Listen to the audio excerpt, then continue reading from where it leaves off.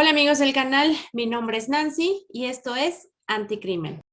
En esta ocasión tengo la fortuna de entrevistar a un especialista en Derecho de la Propiedad Intelectual, de quien tengo la fortuna de haber visto su crecimiento y desarrollo profesional, tanto como académico, al doctor Jesús Corona Chablé. Hola Jesús, ¿cómo estás? Hola Nancy, bien, gracias, buenas noches. Buenas noches. Pues muchas gracias, Jesús, por compartirnos parte de tu tiempo. Sabemos que estás muy ocupado y por permitirnos hablar de estos temas tan importantes como lo son para la vida social, así como para todos los temas relacionados con el derecho. Pero antes de continuar, por favor, permíteme presentarte como lo mereces. Les comento que el doctor Jesús Corona es licenciado en Derecho. De la misma forma es maestro en amparo y doctor en Derecho y Ciencias Jurídicas. De igual manera, ha cursado diplomados acerca del derecho de la propiedad intelectual por el Instituto Nacional de Desarrollo Jurídico. Se encuentra certificado en propiedad intelectual por la Academia Internacional de la Organización Mundial de la Propiedad Intelectual. Y el día de hoy platicaremos de un tema muy importante, como lo es la propiedad intelectual en la protección y prevención empresarial. Entonces, para comenzar con esta parte de información que pues bien vas a tener a platicarnos, ¿no? De esta importancia, ¿te gustaría que comenzáramos con esta parte de qué es la propiedad intelectual, Jesús? Sí, bueno, para hacer una definición un poco más lacónica, la propiedad intelectual se refiere principalmente a las creaciones del intelecto, desde obras de arte hasta las invenciones, programas informáticos, obras de arte, marcas, patentes y otros signos comerciales. Su principal propósito podría ser promover el desarrollo económico, tecnológico y artístico de las naciones. Ok, Se divide, perfecto. Sí, adelante, sí, te bueno, escuchamos. la propiedad intelectual tiene como principal división los derechos de autor y la propiedad industrial. Los derechos de autor se van a encargar de temas tales como son obras artísticas, obras literarias, ya sea pinturas, ya sea artículos de revistas, canciones, temas musicales, etc.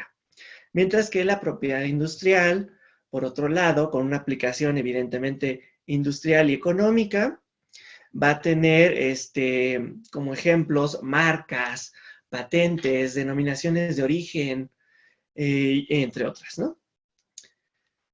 Aquí cabría resaltar la importancia económica de la protección de la propiedad industrial, de la propiedad intelectual, en tanto a temas de derechos de autor.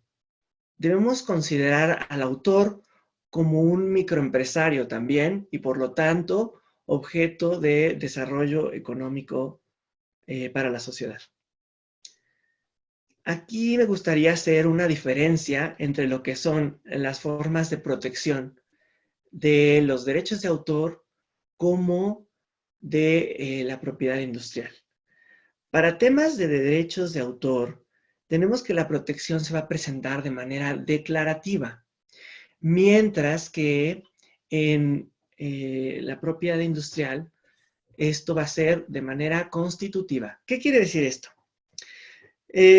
Cuando yo tengo una obra artística, lo único que tengo que hacer es declarar ante el Instituto Nacional del Derecho de Autor que soy el autor de esa obra. Lo único que va a hacer este instituto va a ser respaldar la protección de mi obra mediante el registro en el registro público del derecho de autor. No siendo así con temas de propiedad industrial, como lo sería una marca o una patente, en el cual yo necesito pedirle permiso al Instituto Mexicano de la Propiedad Industrial para que me constituya en ese derecho de poder utilizar única y exclusivamente una marca, una patente, una denominación geográfica, signo distintivo, etcétera. Entonces, este es un importante tema que hay que tener en consideración, porque en materia de derechos de autor, si bien es cierto, yo estoy declarando al instituto que ya soy autor, no necesito que me constituya como tal. Si es necesario hacer el registro propiamente ante el Registro Público de Derecho de Autor para que tenga protección contra terceros, para protegerme contra el plagio, etcétera.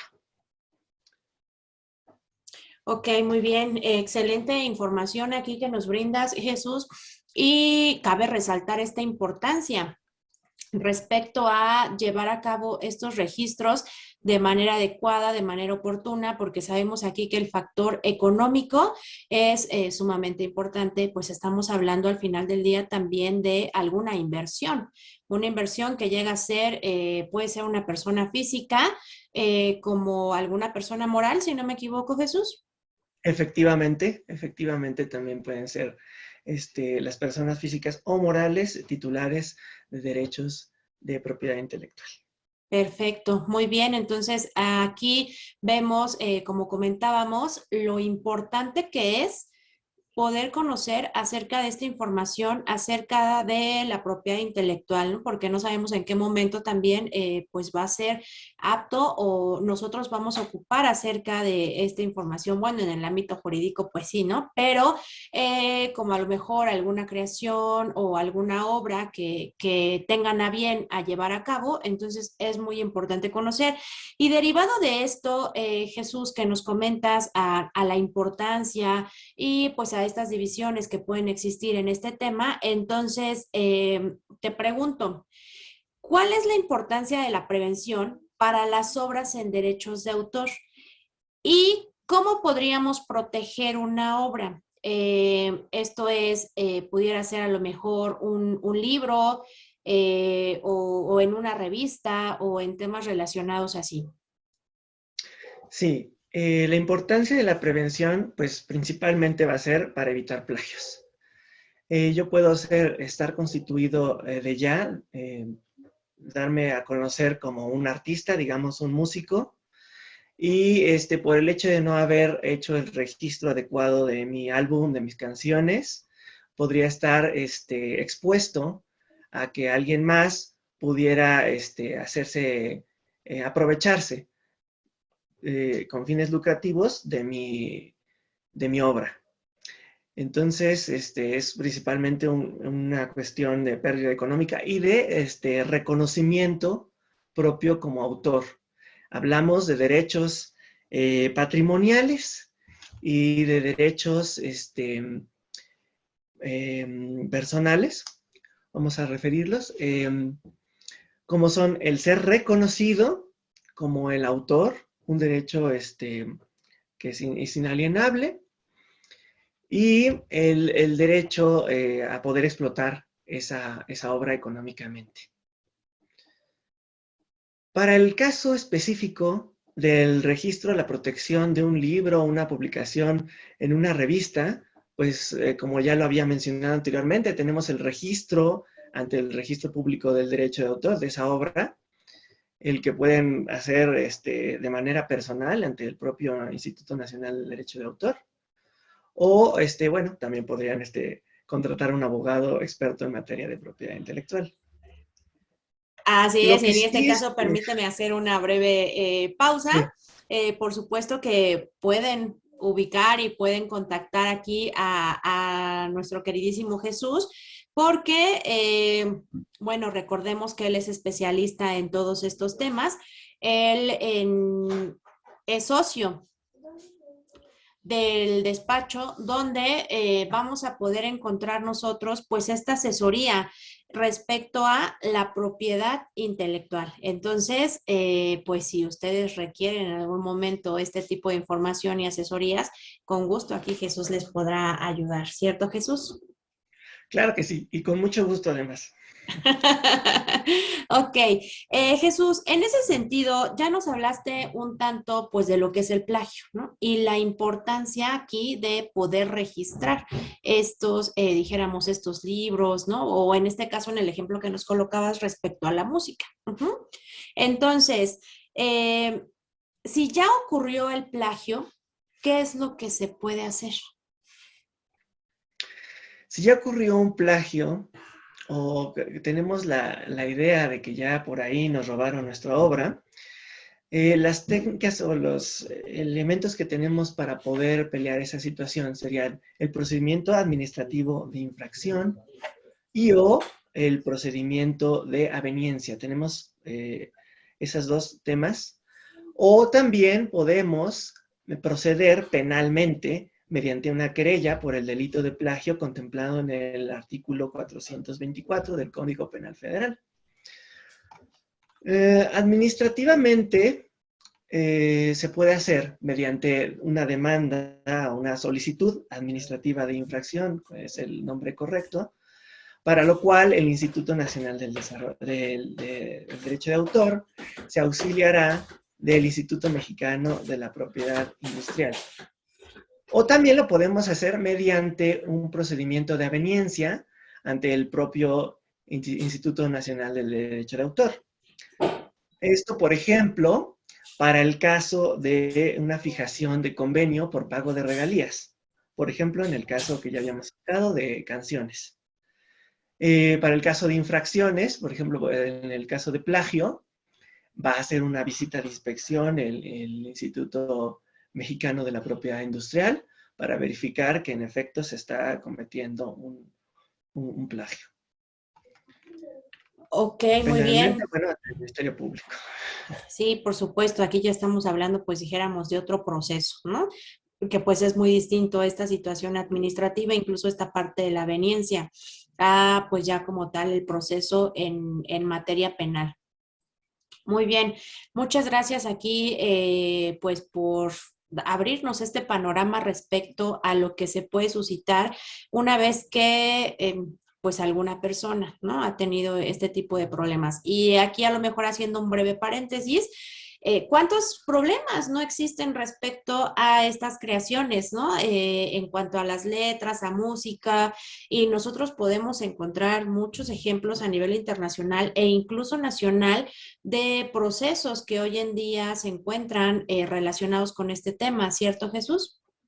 Así es. Tenemos muchísimos temas internacionales o nacionales de plagios, de libros, de obras, de canciones. No te imaginas la cantidad de cosas que llegan a diario al Indautor o al Olimpi al respecto. Sí, ok, muy bien. Muchas gracias, Jesús. Y por ejemplo, ya platicábamos un tanto en esta parte, pues dijéramos, de los derechos de autor, ¿no? Y aquí, ¿cuál sería la importancia de la prevención en la propiedad industrial? Bueno, la importancia de la prevención en la propiedad industrial, pues es propiamente la competencia económica, el desarrollo tecnológico, el desarrollo industrial y hasta la seguridad nacional.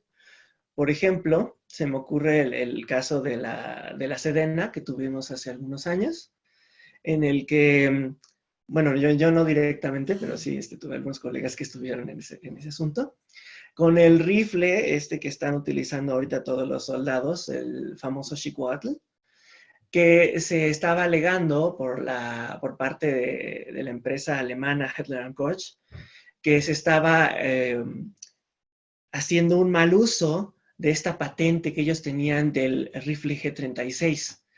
Ellos aducían que la Sedena había copiado completamente este prototipo, esta invención, y se tuvieron que llevar a un procedimiento internacional para poder hacer verdaderamente el dictamen y poder hacer la verificación de cuáles eran los elementos de distinción clave para este nuevo rifle.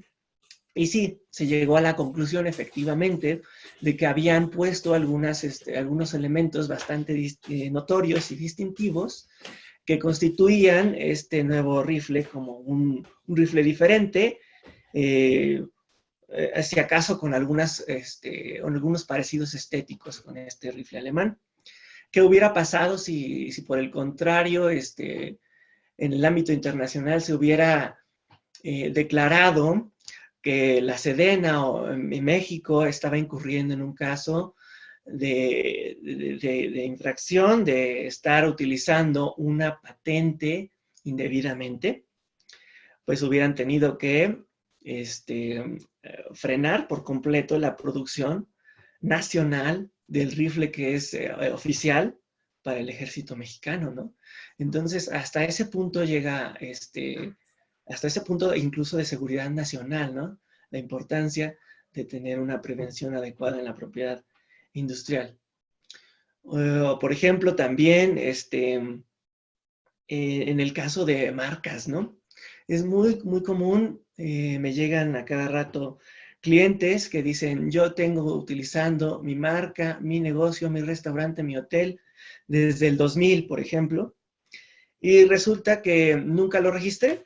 Ya tengo fama, tengo mi página, etcétera, estoy expandiéndome, pero resulta que por ahí hubo algún vivo que registró mi nombre recientemente. Entonces, desafortunadamente, nuestro sistema de derecho es muy garantista del principio de primero en derecho, primero en tiempo, primero en derecho.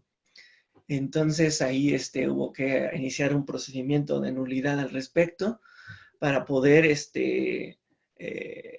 restituir a esta persona en el uso de su marca, ¿no? Mientras tanto, tuvo que frenar toda la cuestión de publicidad y de inversión que tenía en marketing para el desarrollo de su complejo hotelero, ¿no? Y así como ese asunto, llegan todos los días gente que incluso quiere demandarlos por estar utilizando su marca, siendo que ellos ya tenían el uso anterior de ese nombre, ¿no? Entonces, creo que ahí podría ser para la importancia de la protección de las pequeñas y medianas empresas, como de las grandes empresas, en un ámbito de interés muy económico, toda vez que muchas veces se trata del activo más importante de las empresas, ¿no? ¿Qué sería Coca-Cola, por ejemplo, sin el nombre Coca-Cola, ¿no? Realmente creo que es el activo más importante de la industria de esta refresquera, ¿no? Sí, por supuesto, porque aquí tenemos pues esta forma en la que pues al final del día todos lo ubicamos, ¿no? Y es una marca sumamente importante. Bueno, me refiero a lo importante en la cuestión económica también que aporta, ¿no? Y a ellos evidentemente pues como empresa. Y entonces, respecto a esto, ¿cómo se puede proteger la invención? ¿Cómo proteger mi invención? Bueno, pues tenemos un prototipo de invención y supongamos que yo que acabo de inventar un dron de rescate para personas, ¿no? Entonces, ¿cómo puedo lograr que no me lo ganen, que no alguien más lo empiece a producir por ahí? Pues obviamente mediante un proceso de registro de patente ante el Instituto Mexicano de la Propiedad Industrial. Se llena la solicitud, se hará el pago correspondiente de derechos y empezará a hacer una búsqueda nacional primero y después internacional del estado de la técnica. ¿Qué quiere decir esto? Se va a dar a la tarea el INPI de buscar junto con un grupo de personas especializadas en la materia, en este caso podrían ser, no sé, ingenieros aeronáuticos, por decir algo, que se van a dar a la tarea de buscar si en ninguna parte del mundo o de México existe ya un prototipo similar y, y en base a eso podrán decir si mi invención cumple con este elemento de novedad, si realmente es novedoso ante el mundo, ante el país. También procederá entonces un estudio del objetivo industrial, que es básicamente ver que la aplicación que va a tener esta invención va a ser con el objeto de poderse producir en masa y producir un desarrollo económico para la industria, ¿no? Y también otra cosa que van a hacer este estudio de los ingenieros y la gente del INPI va a ser ver que efectivamente no sea un proceso evidente por un experto en la materia, que una persona que sepa un poquito de ingeniería no sepa de manera simple y llana, cómo poder realizar este dron, por ejemplo, ¿no? Que no sea algo tan obvio, ¿no? Que tenga ese grado de novedad intelectual. Ok. Esos serían prácticamente los requisitos que tendría que tener mi invención para poder ser considerada como tal, como una patente, que me Ok. concedan, que me constituyan en ese derecho. Por ejemplo, aquí tú nos Ejemplos, hablabas, perdón, dinos. sí, sí, los ejemplos podrían ser, porque también se pueden patentar otras cosas, son las fórmulas químicas. Las fórmulas químicas también pueden ser objeto de, de ser consideradas como patentes. ¿Qué no podría ser considerada una patente? Una máquina de movimiento perpetuo, por ejemplo, porque no tiene una aplicación real en la industria. Entonces necesitamos que sea algo que se pueda producir, que mejore la vida, digamos, de las personas, eh, ya sea que sea una mejora a una invención anterior, como le llaman una mini patente, o como tal sea algo completamente novedoso, ¿no? Podría ser en su momento los drones, en su momento el computador, etcétera. Ok, perfecto. Ahí, bueno, haciendo o resaltando esta parte que nos comentabas en cuanto a, te referías medicamentos, algo de ese tipo, ¿no? Ahí, Sí, es otro punto muy prácticamente. importante respecto a ese son los contratos, ¿cierto? El contrato en cuanto a la cláusula de confidencialidad que debe aplicar aquí, por ejemplo, a los químicos farmacéuticos, en este caso, pues quien está llevando a cabo la elaboración del mismo, Jesús. Efectivamente, aquí es muy importante no dar a conocer a nadie más tu invención. Tiene que no haber sido objeto de que ya salió a la publicidad, etcétera, porque si no ya es del dominio público y entonces pues te van a decir en el INPI, bye bye, no es objeto de poder ser considerada una patente. Ok. Y para eso sí, es importante hacerle firmar contratos de confidencialidad a todas las personas que trabajaron en el proyecto de la invención. Ok, muy bien. Y Jesús, ¿cómo proteger adecuadamente la marca de mi empresa? Bueno, para el caso de que, como ya lo habíamos dicho, el activo más importante de mi negocio podría ser justamente el nombre, ¿no? El nombre de mi negocio, el nombre de mi empresa. Como tal, los signos distintivos, conocidos también como marcas, tienen un proceso de registro que empieza desde el estudio de viabilidad, bueno, desde que nosotros metemos la solicitud de registro ante el Instituto Mexicano de la Propiedad Industrial, el cual va a empezar un estudio de viabilidad, donde básicamente va a buscar que no contravenga la propia ley federal de protección a la propiedad industrial y que no exista anteriormente un registro similar o igual para productos o servicios similares. Se hará primero un examen de forma para ver si efectivamente se llenó adecuadamente la solicitud, si la persona es efectivamente el interesado que cumple con el interés jurídico, etc. Y se procederá entonces a un examen de fondo en el cual van a ver toda esta cuestión de que no exista antes en México. Cabe mencionar que el registro de marcas es nacional.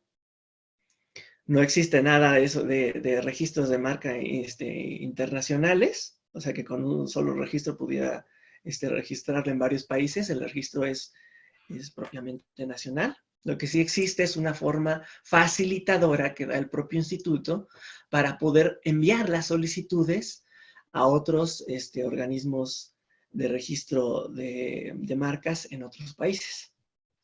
Ok. Esto cabe hacer la aclaración porque es muy común que están estafando a las personas diciendo que existen registros internacionales de marcas.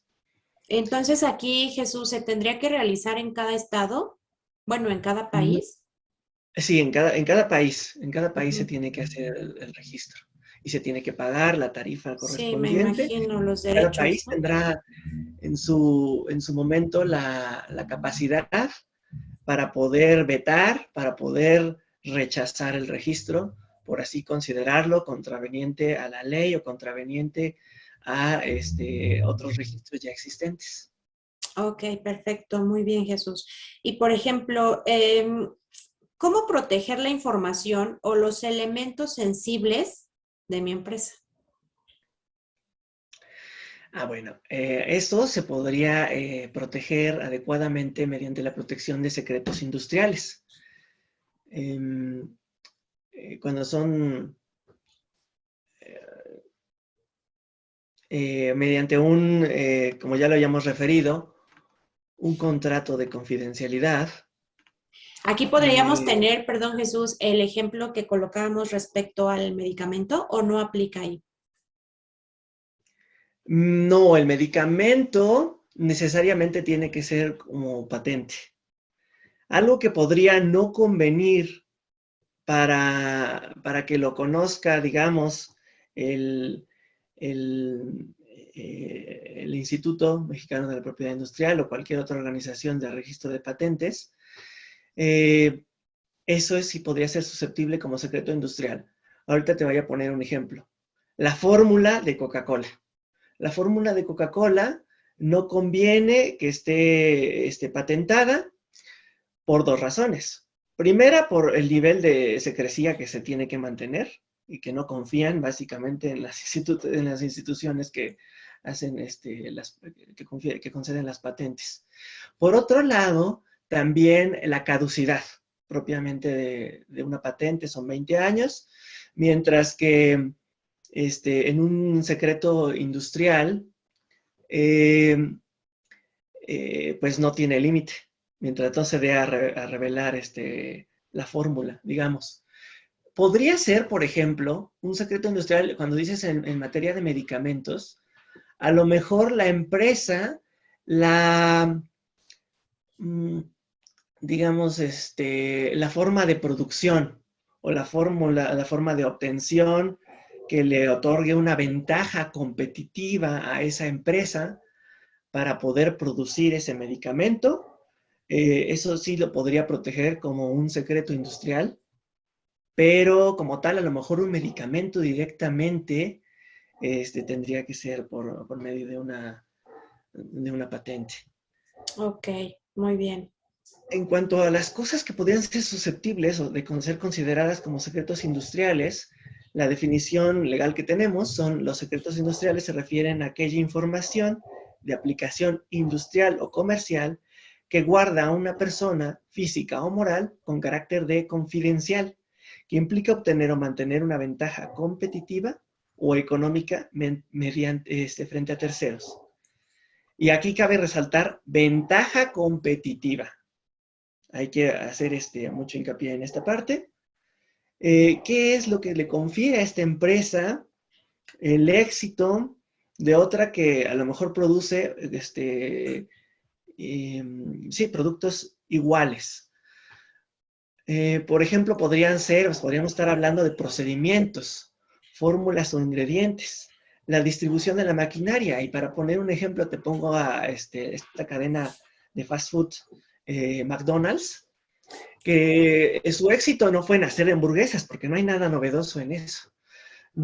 Pues no había nada especial en sus ingredientes, tal vez, pero lo que sí le confería una ventaja competitiva era la forma en la que estaban distribuidos Su maquinaria de producción, la forma en la que estaban los trabajadores, le permitía tener una aceleración en la producción de las hamburguesas.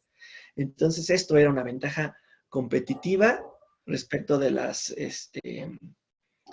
demás restaurantes, digamos, de hamburguesas, y esto por mucho tiempo fue un secreto industrial de esta empresa. ¿Qué no son los secretos industriales? Lo que está en el dominio público.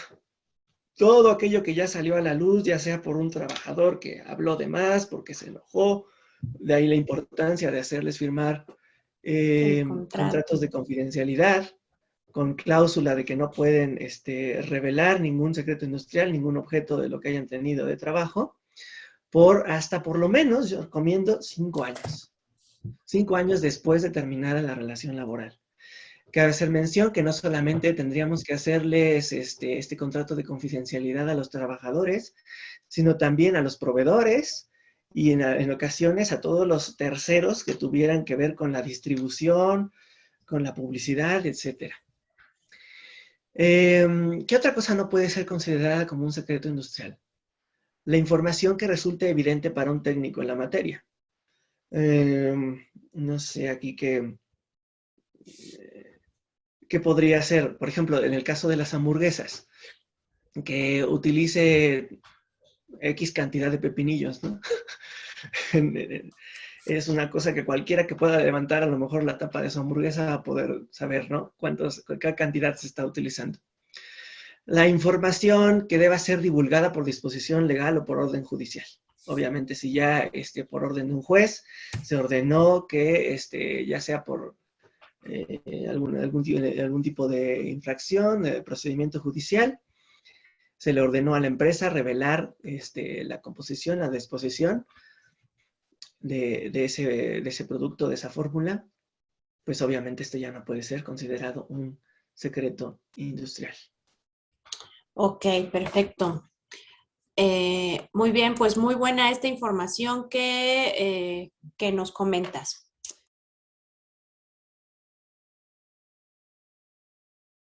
Ok, muy bien, pues muchas gracias. Toda la información que nos has brindado resulta muy importante. Y ya para concluir, Jesús, ¿cuáles serían o cuáles pueden ser ventajas competitivas en el negocio? Ya hace un rato nos platicabas un poquito de esto, pero ¿esas serían todas o van a existir más? Sí, mira, cosas que pueden ser consideradas también como secretos industriales, por ser, como lo decía la propia definición de secretos industriales, ventajas competitivas en mi negocio, podrían ser la cartera de clientes, los softwares utilizados y aplicaciones, la maquinaria específica, el instrumental y las técnicas de marketing. Eso también puede ser, y eso tiene que quedar muy bien establecido en los contratos de confidencialidad, como habíamos dicho, para socios, para trabajadores, para proveedores, vendedores y distribuidores externos. Entonces, es toda una gama de personas a las cuales les tenemos que dar a firmar estos contratos de confidencialidad para quedar debidamente protegidos. Respecto de esto, puedo brindar algunos tips para proteger mejor los secretos industriales en los centros de distribución o de producción.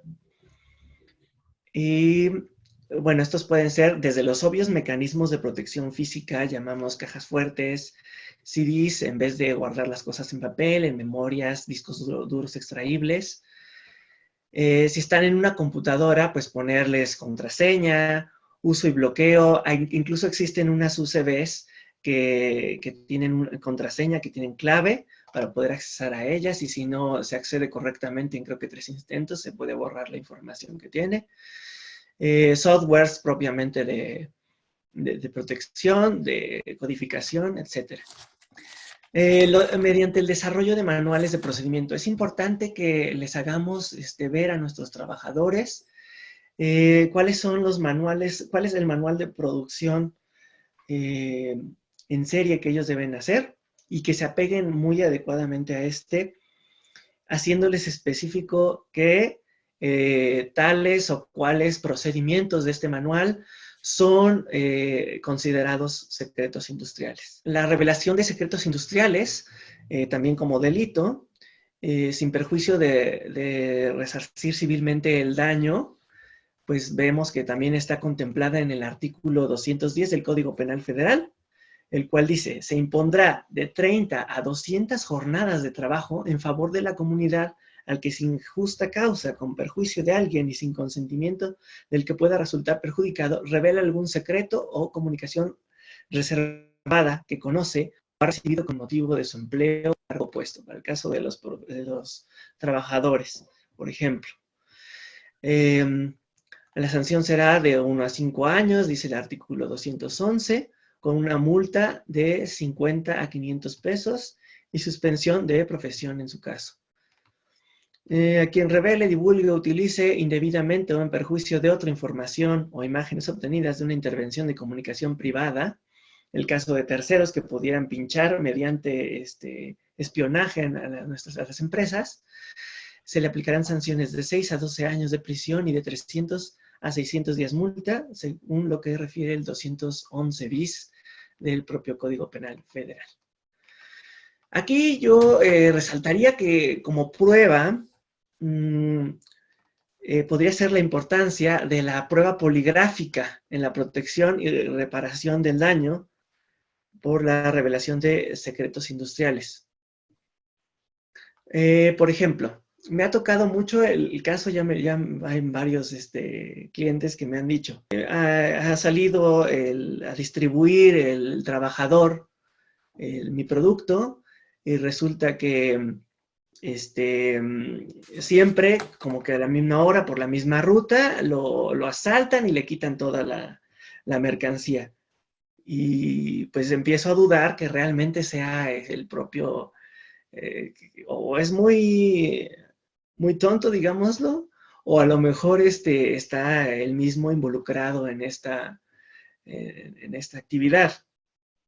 Y para el caso de los trabajadores, nunca falta el trabajador que se enojó por alguna relación laboral con el patrón y entonces como para vengarse, se copia, por ejemplo, es un caso real, se copia los logos o, el trade dress, o sea, la imagen de la marca de la otra empresa que iba a registrar apenas y se lo pasa a una nueva empresa, ¿no? Lo cual obviamente le lleva unas repercusiones económicas muy cuantiosas.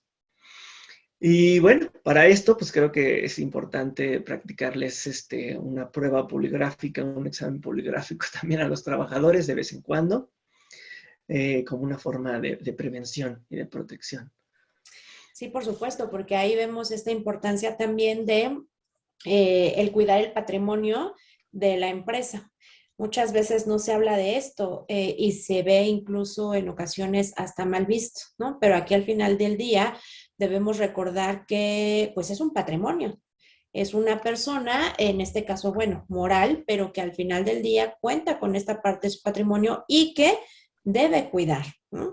Y una parte importante respecto al cuidado que se puede realizar, pues es esto que nos mencionas, Jesús, de estas opciones, ¿no? Respecto a las pruebas poligráficas, aquí hace rato nos comentabas, ¿no? De que cuando el trabajador puede incluso estar enojado, ¿no? Quiere desquitarse, pero muchas ocasiones también es pues porque quieren sacar ventaja, ¿no? Quieren sacar ventaja de esta información que ellos presentan, pero bueno, aquí dentro de los tips o de los datos importantes que nos estás brindando, pues vemos la importancia del polígrafo y vemos entonces cómo esta parte del polígrafo va a estar relacionada con todos los ámbitos del derecho, ¿no?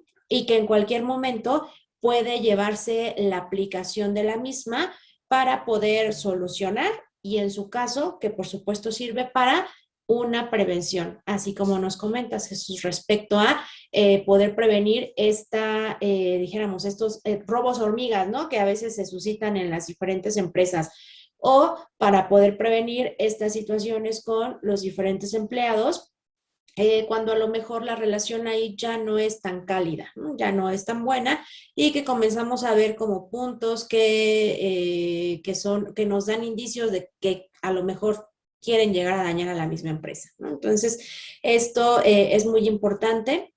No me queda más que agradecerte por brindarnos esta parte de tu valioso tiempo. Sabemos que estás muy ocupado y bueno, hasta el día de hoy tuvimos la oportunidad de esta charla tan interesante respecto a estos tópicos de derecho de propiedad intelectual. Muchísimas gracias, Jesús. ¿Y te parece si nos dejas algún contacto para que te puedan ubicar aquí nuestros seguidores de Anticrimen?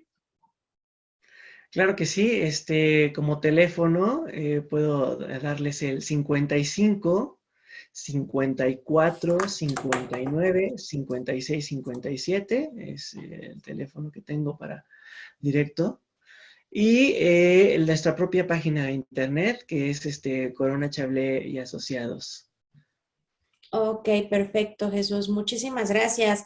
Muchísimas gracias a todos ustedes que nos han seguido y están viendo esta entrevista con Jesús. Muchísimas gracias también por su tiempo. Y entonces, seguimos aquí en Anticrimen, estudiando la conducta criminal.